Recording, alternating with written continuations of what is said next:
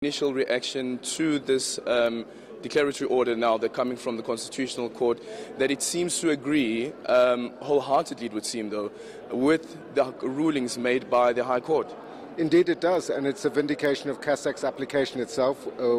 We secured a confirmation order on all the aspects that we had challenged, the removal of Mr. Nxasana, the appointment of Mr. Abrams, as well as our challenges to the sections of the NPA Act. And this is really about strengthening the independence of the NPA as an institution. So I think that from that point of view, it's particularly important that we can move forward now and begin to strengthen that institution that plays such a critical role in our constitutional democracy. I think it's a sad indictment of the NPA that since its inception, no national director has served a full 10-year term as yet. And we certainly hope that the next one will be somebody that can do that. And that's the thing. It was actually in this court a couple of years ago when there was a challenge to the former NDPP who was appointed by former President Jacob Zuma, and that was also set aside due to that decision being irrational. So it would seem that all the appointments that the former president has made to that office have come down to being declared unlawful and invalid.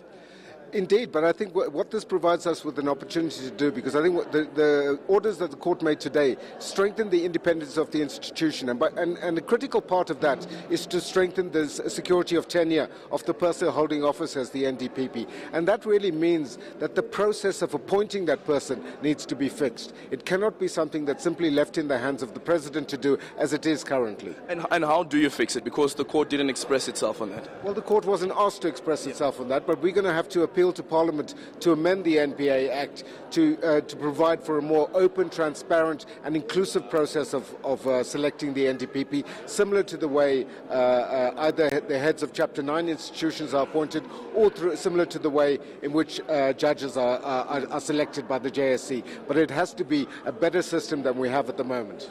And I think the Americans also have such a system where the state attorney gets interviewed by members of parliament. Well, the Americans have a very different system of confirmatory hearings for ministers and so on. But I think we need to devise a system that's consonant with our constitutional values and principles of openness and transparency and accountability. That's something that's lacking in that current appointment process. Now that there is a vacancy in the office of the NDPP, has CASAC ever thought about who should be the person who fills that role? No, I mean, we certainly don't have names of individual people that could fill that role. I'm sure that President Ramaphosa has applied his mind to that already, and we certainly hope that he will act now speedily to fill the vacancy at the top level and fill it with someone who actually meets the criteria that's set out in the Constitution and is not somebody that is appointed in order to serve a particular personal or political role. How soon would you like to see that happen?